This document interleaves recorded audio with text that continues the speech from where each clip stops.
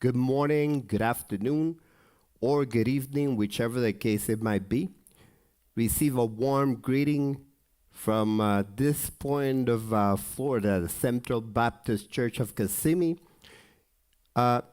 where Christ's love is seen in action as our motto, reminds us our purpose to be here in the midst of this community, and it is to show, shine, and demonstrate that Jesus is Lord.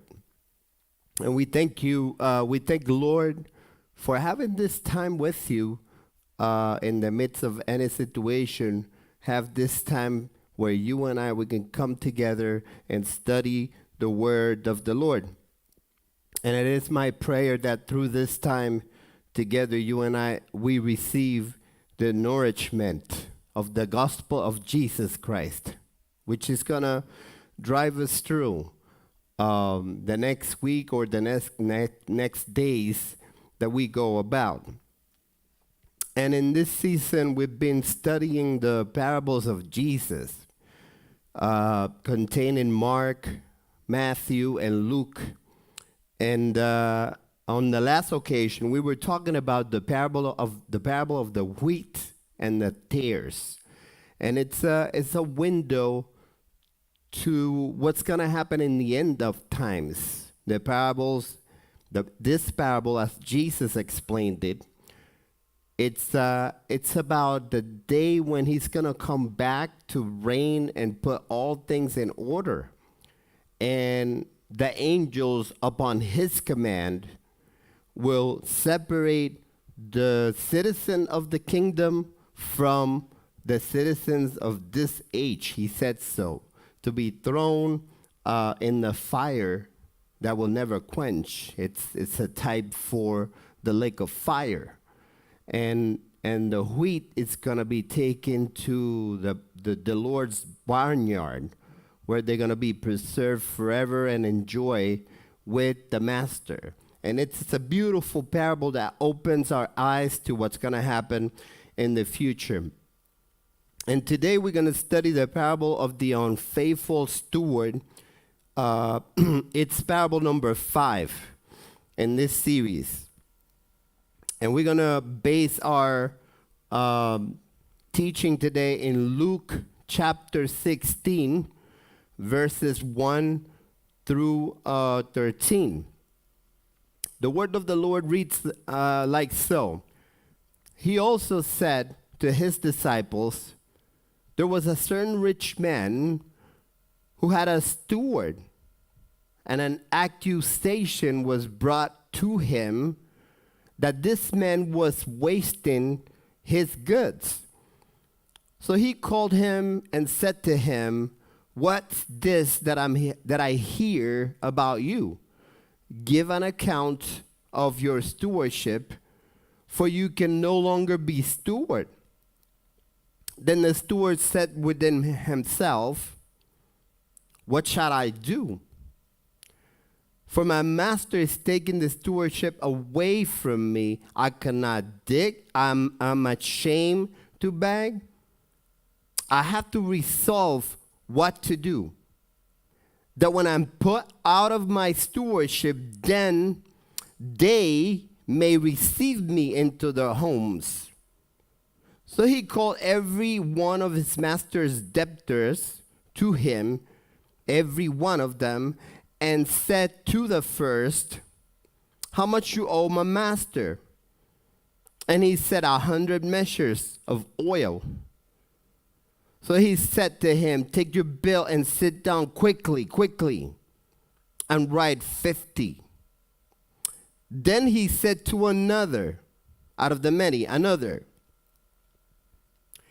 and how much do you owe? And he said, 100 measures of wheat. And he said to him, take your bill and write 80. So the owner, commended the unjust steward because he had dealt shrewdly. For the sons of this world are more shrewd than the sons of light. The sons of this world are more shrewd in their generation than the sons of light. And I said to you, make friends for yourself by unrighteous mammon or wealth. Mammon, it's another word for wealth. That when you fail, they may receive you into everlasting home. He who is faithful in what is the least will also be faithful in the much. And he who is unjust in what is least, it's unjust also in the much. Therefore, if you have not been faithful in the unrighteous mammon or wealth, who will commit to your trust the true riches? And if you have not been faithful in what's another's men, who will give you what is your own? No servant can serve two masters, for either he will hate the one and love the other, or else he will be loyal to the one and despise the other. You cannot serve God and mammon. The word of the Lord have been read.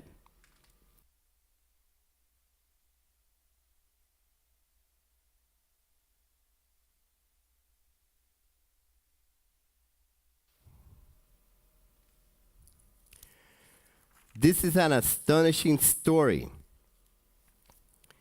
It's a story about a whole bunch of bad people. The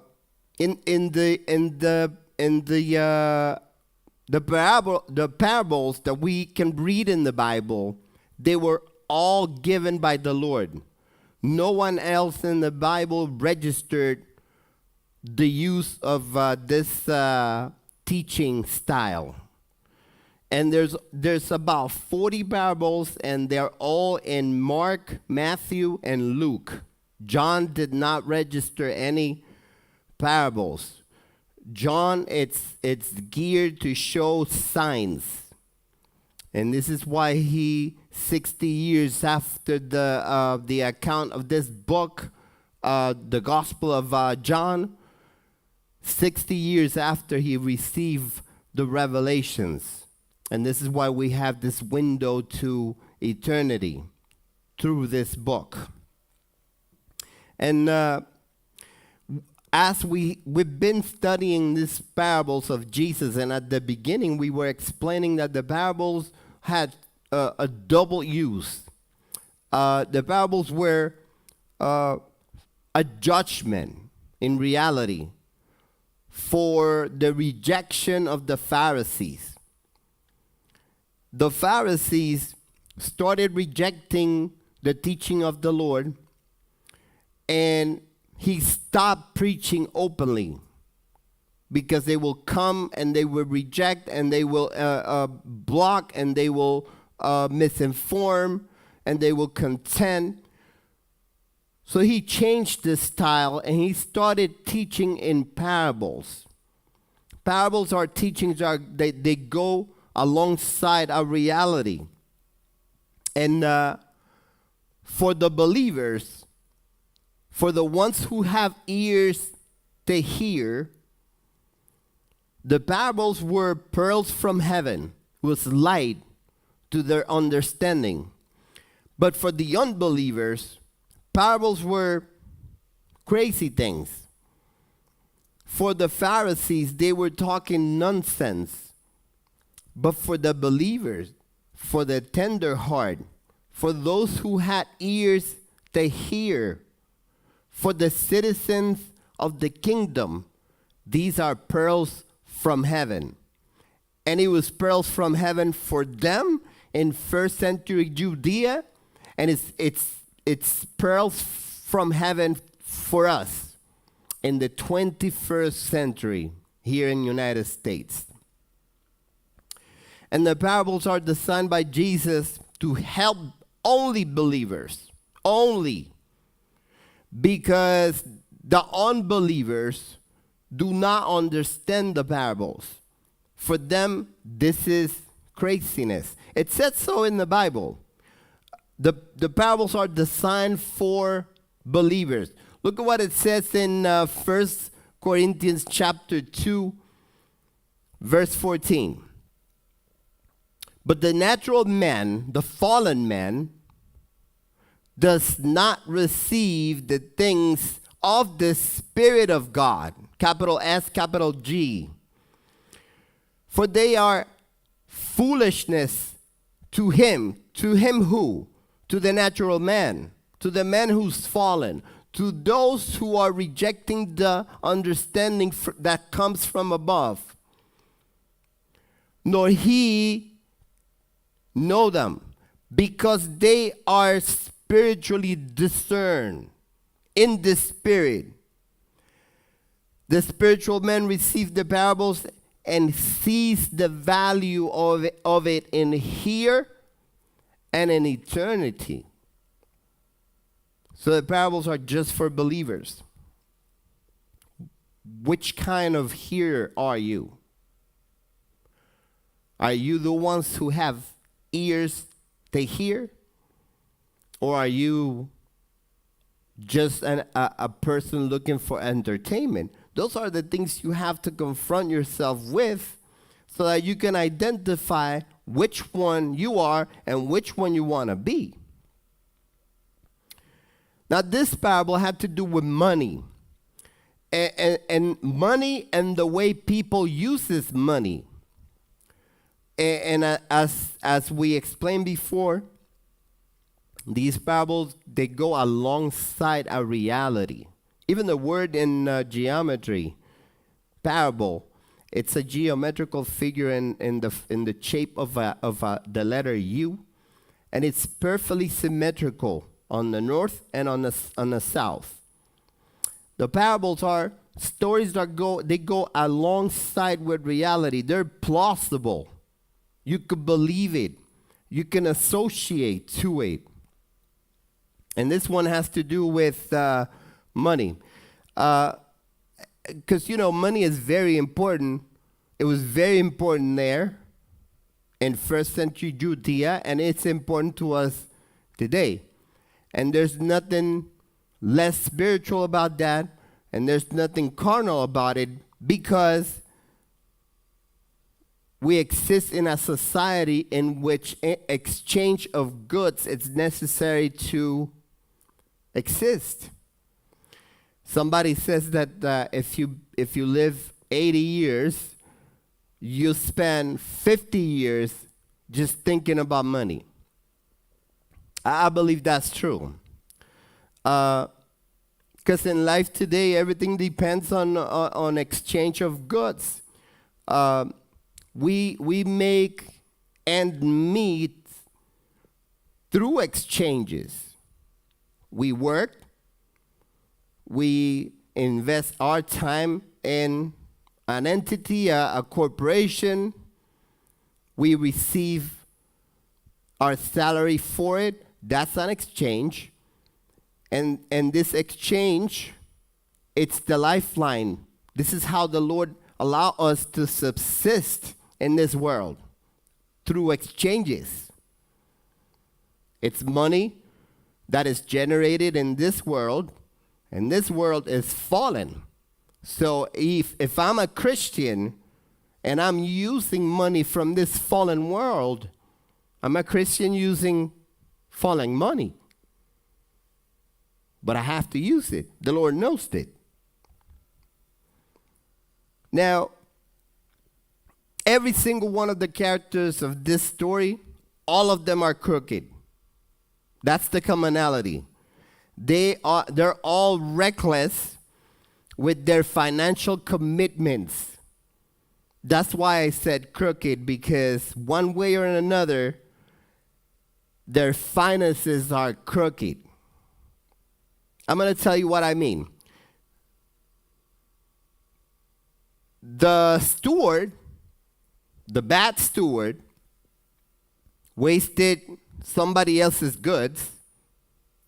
That's the axis of the story here. A man that wasted somebody else's resources. That's understood. But the rich man is also in this list. You're going to say, well, wait a second. The rich man was supposed to be the hero here. The rich man was so careless with his possessions that he just didn't know what was going on down there. He was getting so much money that the things that are way out there, he just didn't know. How do we know? Because in the story, somebody had to come and tell him, hey, they're stealing from you down there.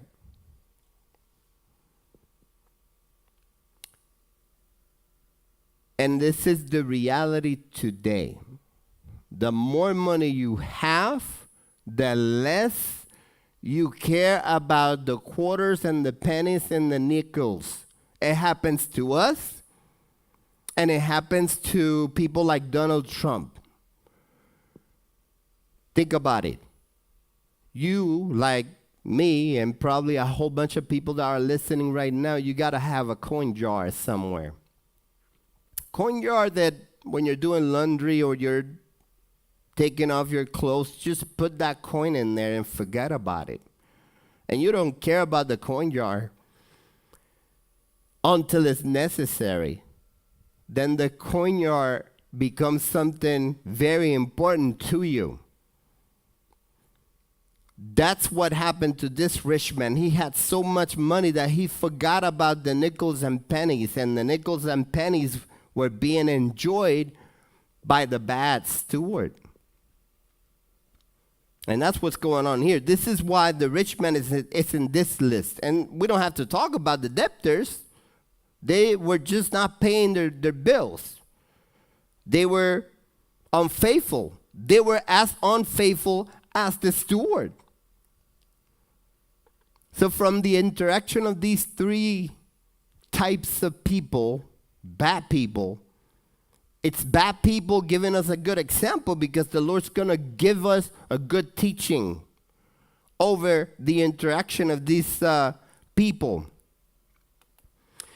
Verse number 1, Luke chapter 16, the unfaithful steward is exposed.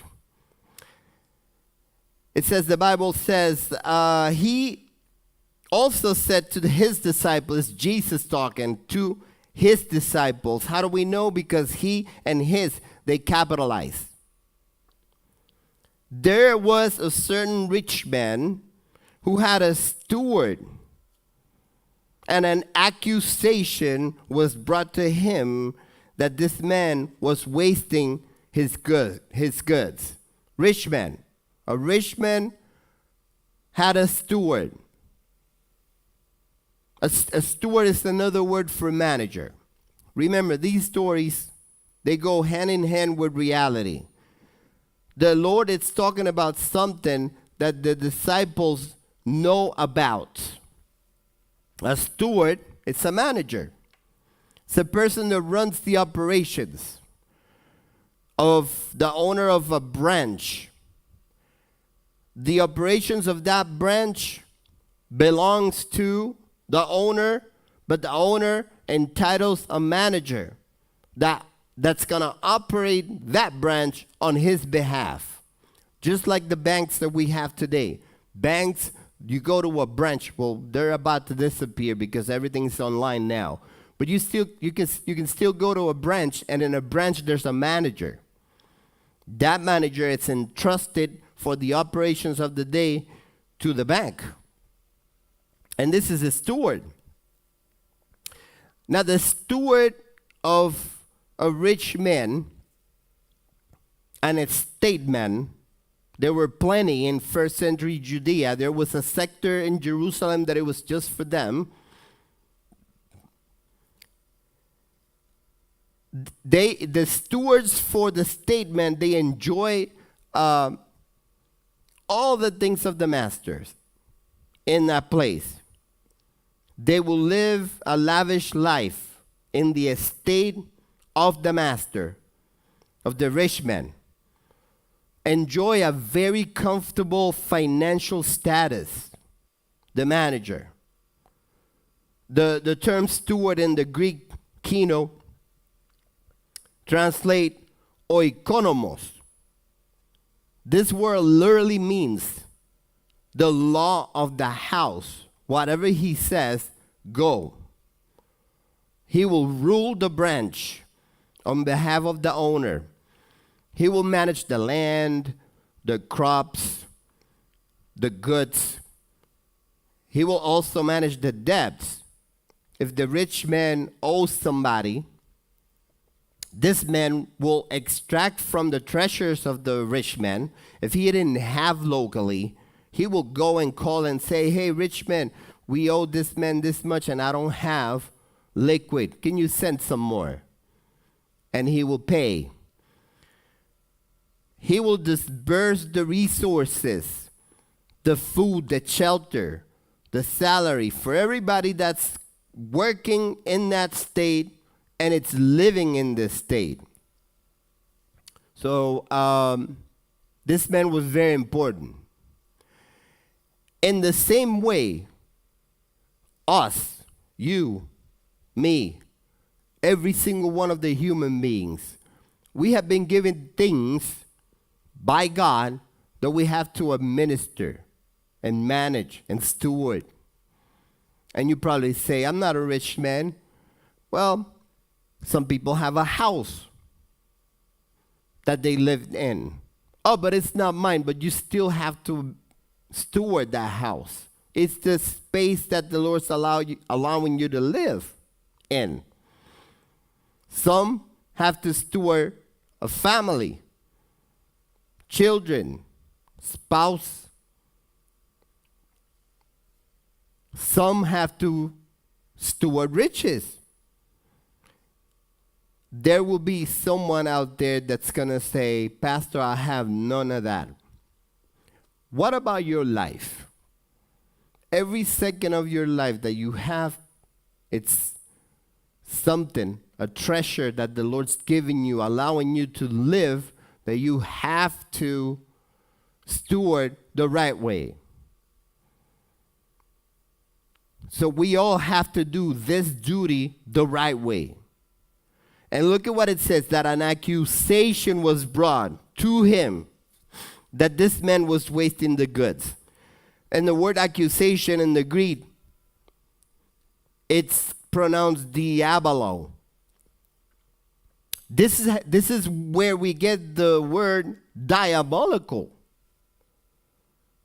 And it was a bad report. This accusation was a bad report. It was aimed to expose the bad deeds of the man. We also have an accuser. We call him Satan.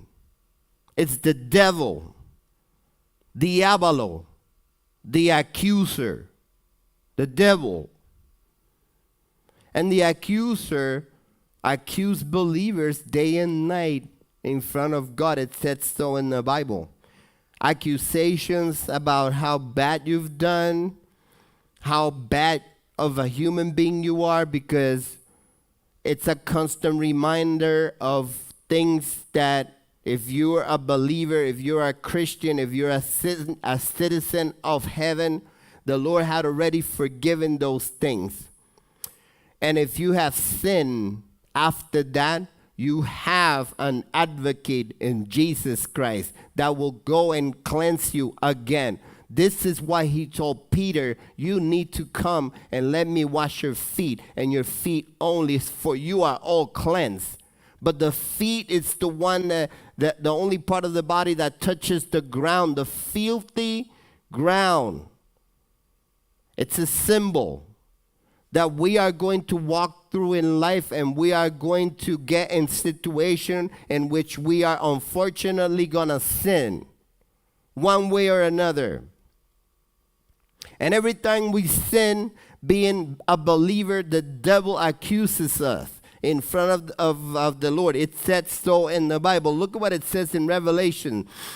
And the only way we can fight these accusations, it's with the hope that the devices and the machinations of the devil will cease and will no longer have an active effect in the life of no human being anymore. Look at what it says in the Revelations chapter 12, verse 10. Then I heard a loud voice saying in heaven, now salvation and strength and the kingdom of our God and the power of his Christ had come. For the accuser, that's the devil, the accuser of your brethren, who accused them before you, our God, day and night, had been cast down. All his machinations are going to cease one day, and he's going to have no effect in our lives anymore. The hope that that's going to happen, it's what should help us battle with the constant accusations of the devil.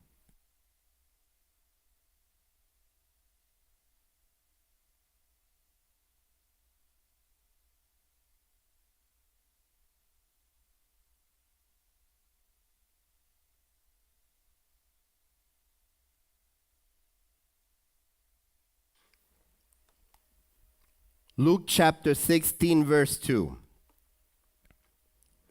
So he called him and said to him, what is this that I hear about you? Give an account of your stewardship, for you can no longer be a steward. Called him, told him, what's this that I hear from you? The evil steward had been squandering the goods of the rich man. At this point in the history, he's just a bad steward. He's just not doing his job the right way. And because he's not being a good manager, then he's wasting the master resources. At this point, it's just performance. What's going on? It's not embezzlement. He didn't plan for this to happen. He was just a bad steward. Didn't do his job right. And the word dissipate, diascorpizo, dissipate, it's used also in the story of the prodigal son. In the very same verse, this word is used. It's no coincidence. The word prodigal means wasteful, inefficient, the one who spills. That's what it means, prodigal son, because that's exactly what it did. Based on that definition, the steward is also prodigal. He's a prodigal steward. He was squandering the goods, the rich man's riches.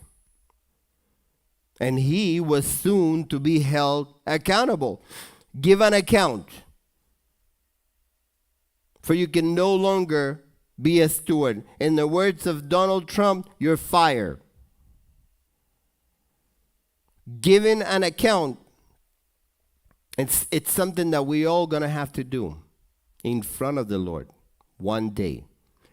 Whether you believe it or not believe it, that's what's going to happen. Look at what it says in Romans chapter 14 and verses 10 through 12. And this is Paul trying to make peace in this church, for there were accusations. They were accusing each other about who was a better Christian. And look at what it says. But why do you judge your brother? Or why do you show contempt for your brother? For we shall all stand before the judgment seat of Christ. For it is written, as I live, says the Lord. Lord capitalize means Jehovah God. Yahweh. Every knee shall bow to me, and every tongue shall confess to God. So then each of us shall give account of himself to God. Every single human being will stand in front of the Lord, and we are going to give account for all the things we've done.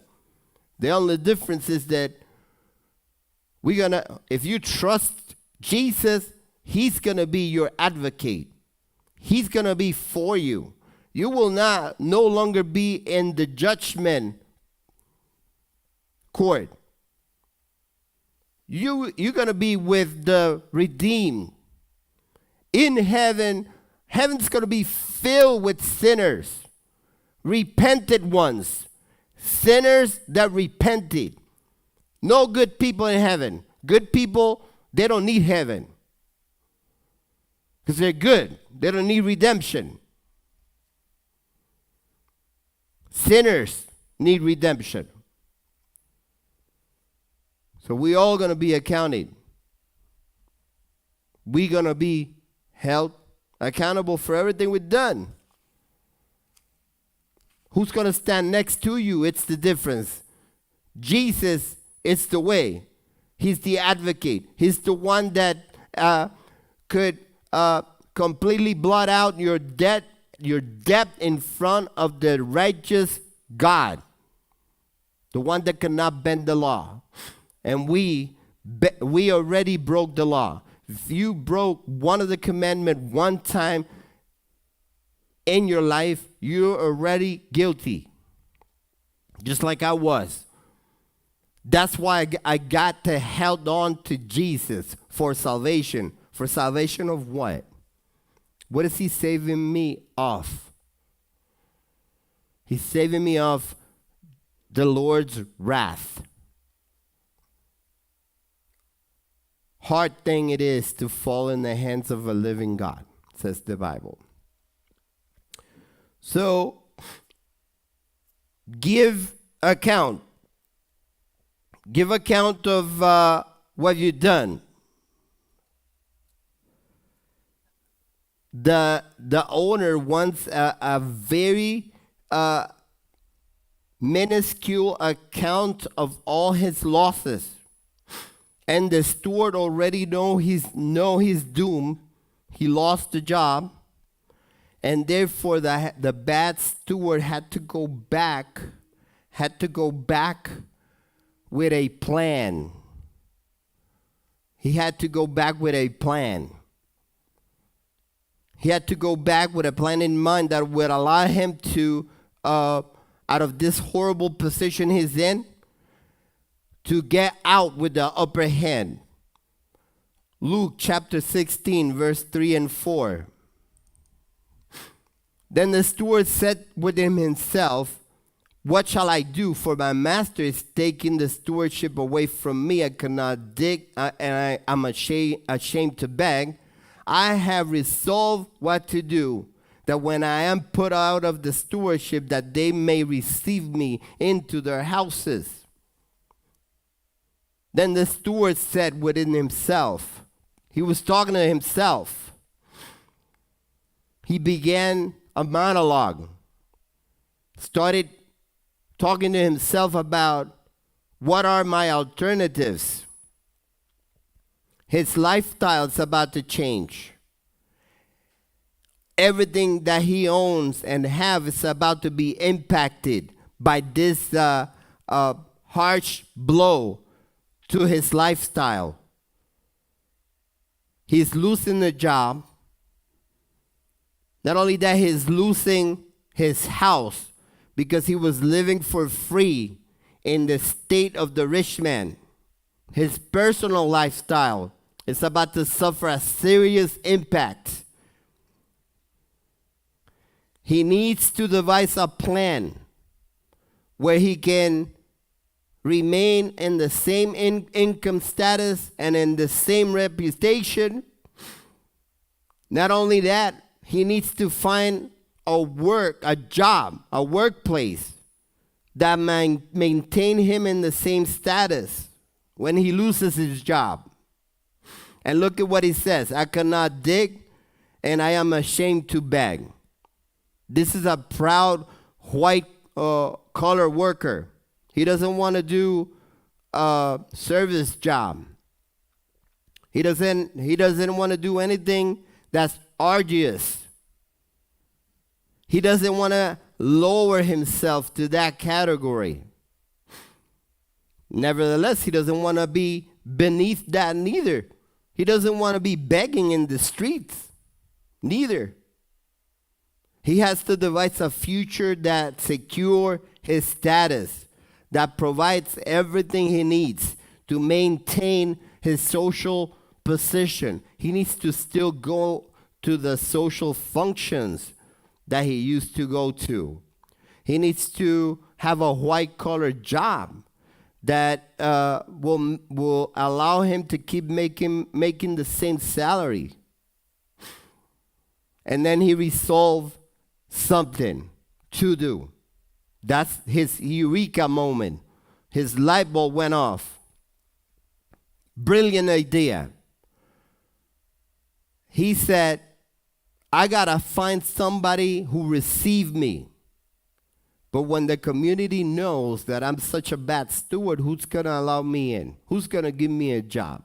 Who's gonna give a job to a bad manager? Nobody. You experience that every day when someone read a bad resume, you reject it. So the only ones that can save him are the debtors of the master. If he favors the one who owes the one who's going to fire me, then I'll be in a good position because all of them will owe me for the favor. And the books of the prodigal steward was full of them because everybody owed the rich man. Everybody. Luke chapter 16 verses 5 through 7. So he called who's he? The steward. So he called every one of his master debtors to him and said to the first, how much do you owe my master? And he said, 100 measures of oil. So he said to him, take your bill and sit down quickly, and write 50. Then he said to another, and how much you owe? And he said, 100 measures of wheat. And he said to him, take your bill and write 80. He started conducting illicit transactions here. All of this is illicit because these discounts were not approved by the rich man. So he started calling people, summon everybody, design a scheme, call all of them, a whole bunch of them, and design a scheme. What's the scheme? At least I'm going to take some money to my master. They might not pay me the full amount, but at least I'm going to take the master something, and in the process, I'm going to buy favors from all of them. All of them owe me now a favor. And the Lord uses two examples in this story. Remember, this is a parable. It comes from Jesus' mind. And it says to the first, take your bill and sit down quickly and write 50. 50% discount. That's a hard discount to pass. Think about it. You go to the mall and you're walking down and you see 50%. Even if you don't need it, you've got to go see what it is. Because it's 50%. Whatever it is, if you need it, you better get it now because you're never going to find it at 50%.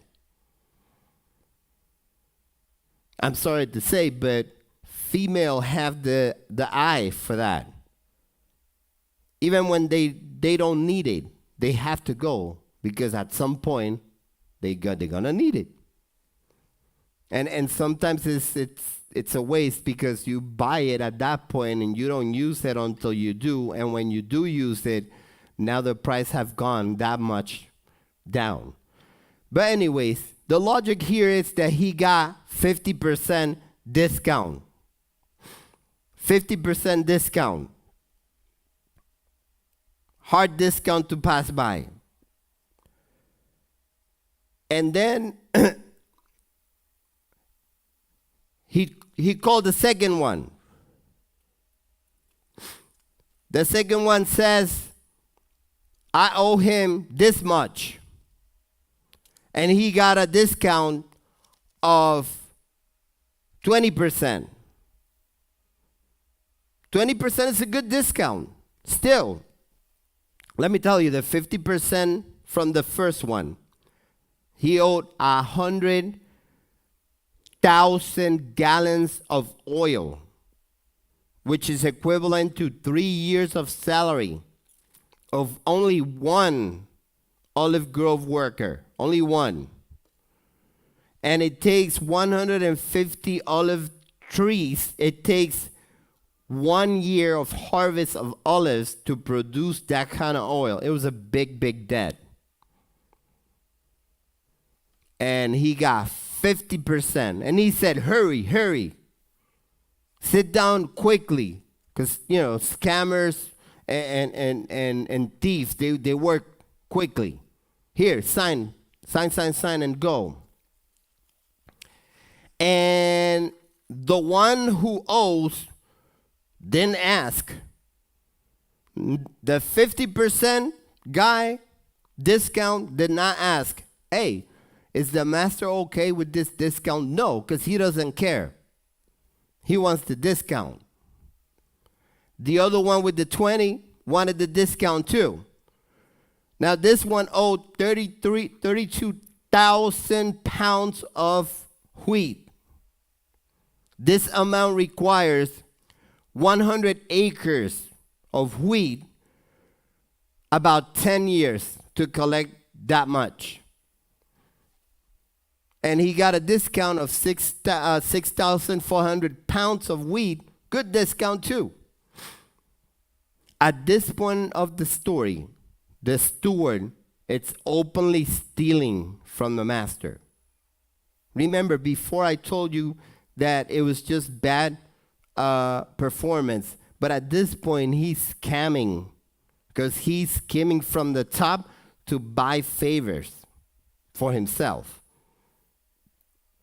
So this here, it's a full-blown embezzling, because the rich man did not authorize the discounts he was granting. It's a very cunning move. Not only he's returning something to the rich man, now everybody owe him, because they owe the rich man. Their debt with the rich man is paid in full with the discount. Now they owe him. Everybody owe him. So it was a very, very cunning move. And when the time comes, he'll be able to go to them and say, hey, listen to me. Remember that 50% discount that I gave you? Now you got to take me into your estate, give me a good job, take me to your functions that you're going to go in society, and help me maintain this status. And if you don't do it, I'm going to tell all the other persons around that took the same advantage that you did, what you did. And then you're going to be dishonored in front of them. So it was a very cunning move.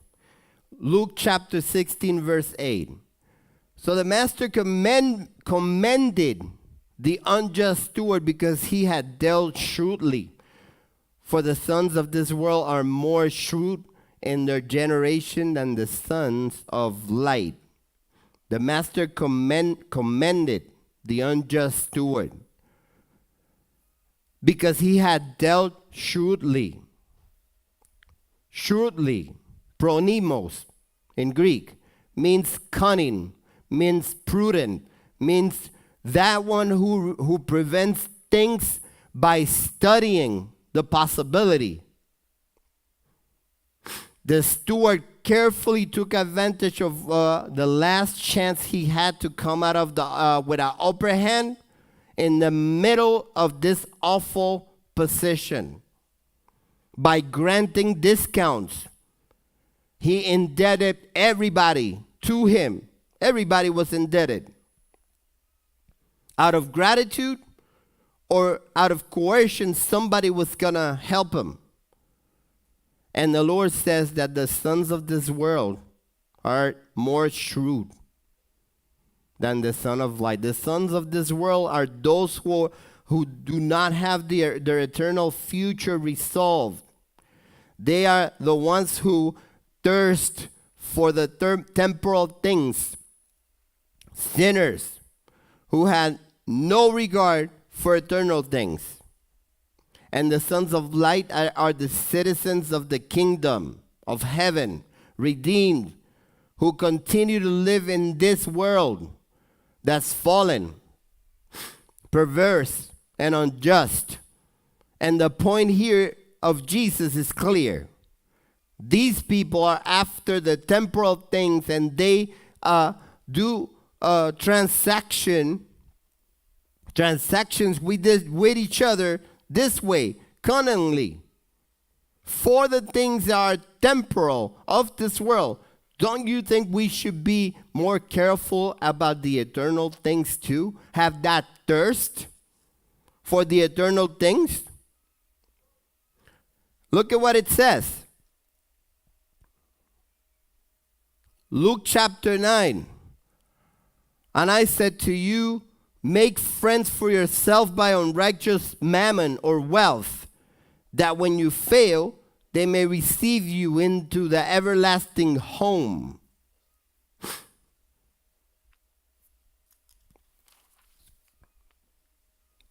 Look at what Jesus interprets for his disciples then and for us today. If the children of this century use all methods to secure what's next in the future, in their temporal future, shouldn't we have more diligence with our eternal life? Unjust riches are riches that you can only use here in the world. You cannot take these riches. It doesn't matter if you're a Christian and you have thousands of billions of dollars and possessions. None of it is going to go to heaven, because no corruptible things are going to enter heaven. I don't see any hearse going to the cemetery and follow with a whole bunch of U-Haul trucks, because none of that can go to heaven. But Jesus says, use your possessions of this world, of this unjust system, the riches of injustice, to win friends in heaven, in eternity. The friends of citizens of heaven are other citizens of heaven. If they're going to meet you in heaven, they got to be saved just like you. But how can we follow this counsel of Jesus? The citizens of heaven investing their efforts in here, in heaven, in this world, for heaven. Jesus is saying, buy friends in here with those resources that will meet you in heaven when you get there.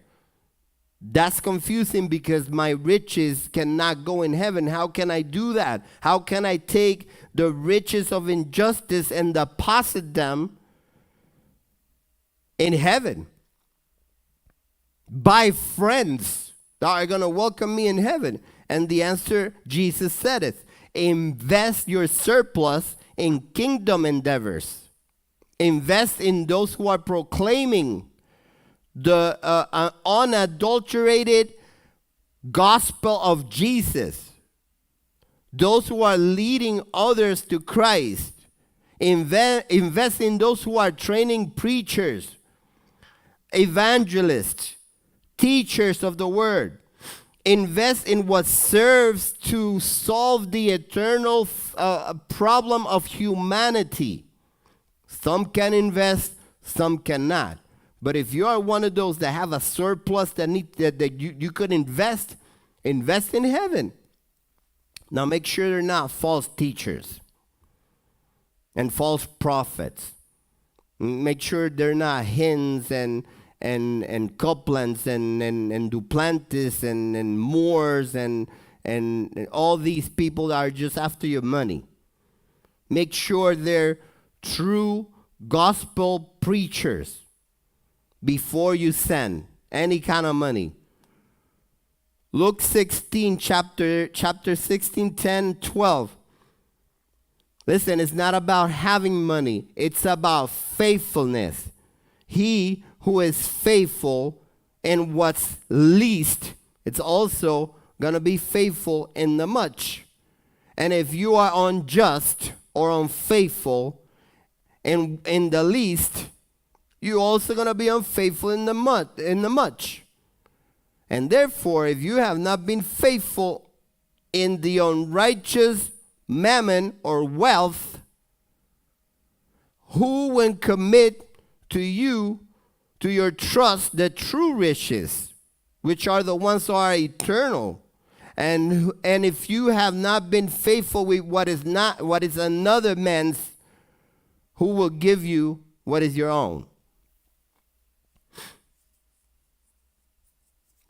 It's about faithfulness. If you are faithful in the much, you're also going to be faithful in the least, and vice versa.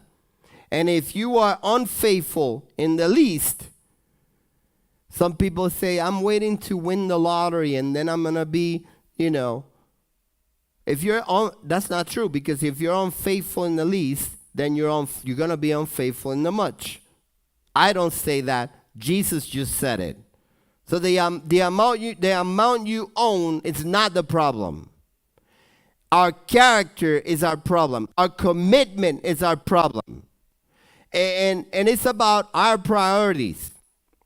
The question is whether if the citizen of heaven, it's in your heart. For where your treasure is, your heart is also going to be in there. Said so in Matthew chapter 6:21. And to conclude, Luke chapter 16,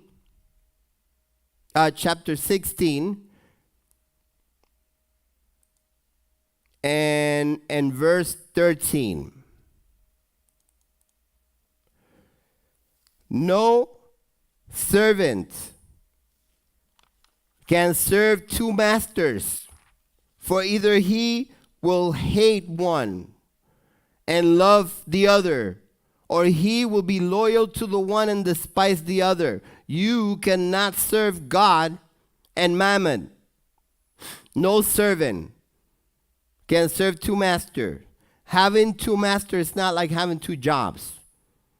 And I got one boss in the morning and then I got another boss in the afternoon. Having two masters is not like working for two jobs. Jesus is not talking about boss and employee. Jesus is thinking about slave master and slave. No two slave masters own one slave. If the other slave master wanted, he has to buy it. So it's an impossibility. You cannot have two masters, or two masters cannot own one slave. He will hate one and love another one. A slave cannot belong to two masters, and serving two masters is an impossibility, because you are going to hate one and love another one.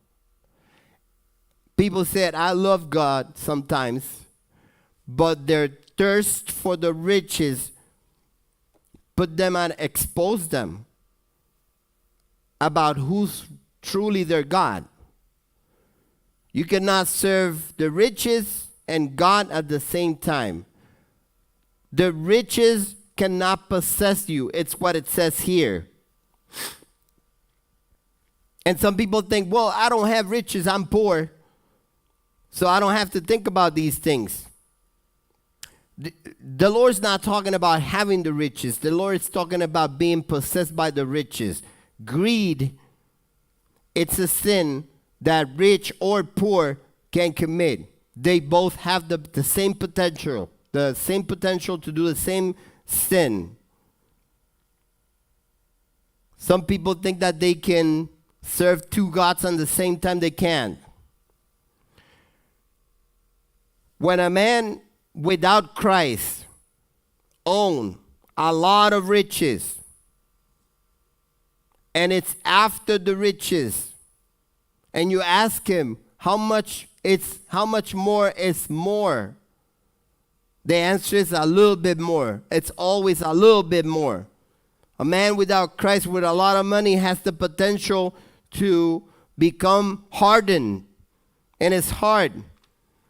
And his true potential of goodness is completely blocked. But when the money of a man who belongs to God have it in the right heart, and the citizen of heaven owns this wealth, then it becomes a blessing, because it becomes a tool to bless future generations. As in Proverbs 13:22 says, a good man leaves an inheritance to his children, but the wealth of the sinner is stored for the righteous. And we're going to stop right there. Next Thursday, we're going to have the same study in both languages. We're going to be covering parable number 6 in this series. And I'm going to leave you with the priestly blessings of Numbers chapter 6, verses 22-27. The Lord bless you and keep you. The Lord make his face shine upon you and be gracious to you. And the Lord lift up his face upon you and give you peace. God bless you.